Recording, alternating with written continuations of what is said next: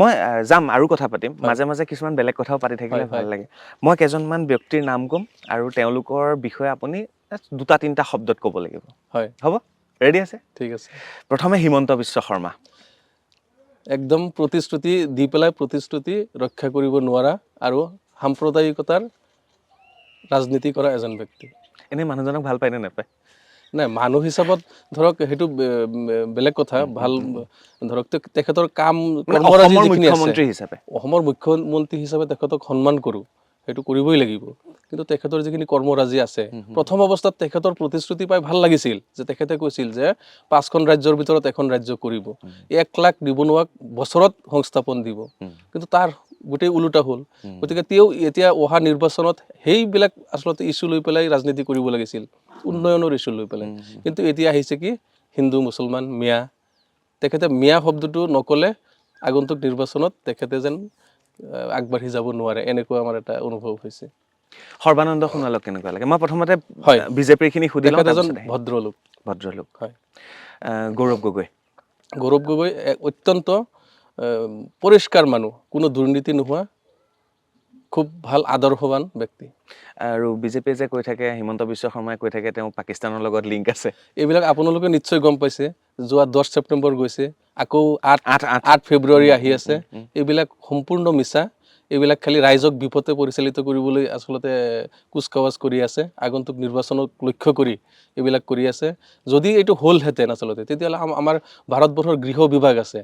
সেইটো আচলতে কোনে চাব লাগে গৃহ বিভাগে চাই তাত যদি তিল মানুহ কিবা এটা পালেহেঁতেন তেতিয়া ইমান দিনে কিবা এটা হৈ গ'লহেঁতেন গতিকে ইয়া আমাৰ অকল ৰাজ্যত এইটো ৰাজ্যৰ আওতাত নপৰে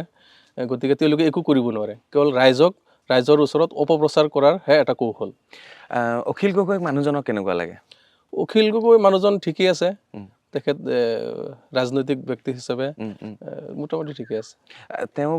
হেৰিটো মাইনৰিটিৰ ওচৰত খুব বেছি ভাল বুলি কয় হয় বিজেপি আমি সেইটো বিচাৰোঁ তেখেত মাইনৰিটিত মিটিং কৰি আছে কাম কৰি আছে ভাল ঠিকেই আছে কিন্তু সেইটো হিচাপত সংখ্যাগৰিষ্ঠ মানুহৰ ওচৰত তেওঁ যাব লাগে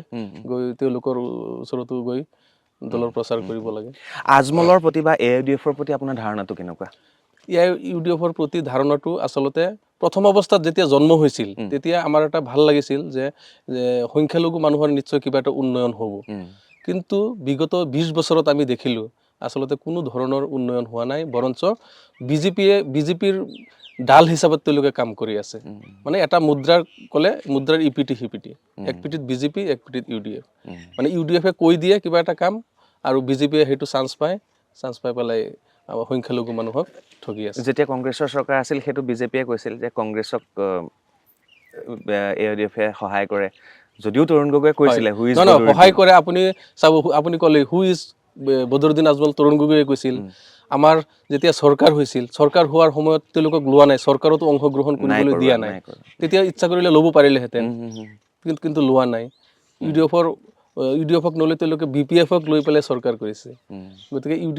UDFৰ লগত কংগ্ৰেছৰ কোনো সম্পৰ্ক নাই তেওঁলোকৰ সম্পৰ্ক অকল বিজেপিৰ লগত এতিয়া আকৌ গৌৰৱ গগৈয়ে কৈছে হু ইজ হিমন্ত বিশ্ব শৰ্মা হয় নাই সেইটো ঠিকেই হু ইজ হিমন্ত বিশ্ব শৰ্মা বুলি এটা ৱেবছাইটো মুকলি হৈছিল আকৌ হেক কৰিলে এইটো বিজেপিয়ে হেক কৰিছে কংগ্ৰেছে এটা ৱেবছাইটো ধৰি ৰাখিব নোৱাৰিলে অসমখনক কেনেকৈ ৰক্ষা কৰিব নাই চাওক যদি সাহস যন্ত্ৰ আপোনাৰ হাতত আছে হয়নে নহয় আপুনি যিকোনো কামেই কৰিব পাৰে বিজেপি শাসনত আছে গতিকে এইটো খুব বেয়া কথা যে বিৰোধীৰ ৱেবছাইটটো হেক কৰাটো আচলতে খুব ভাল কথা হোৱা নাই ৰাইজে চব চাই আছে ৰাইজে আগন্তুক দিনত ইয়াৰ উত্তৰ নিশ্চয় দিব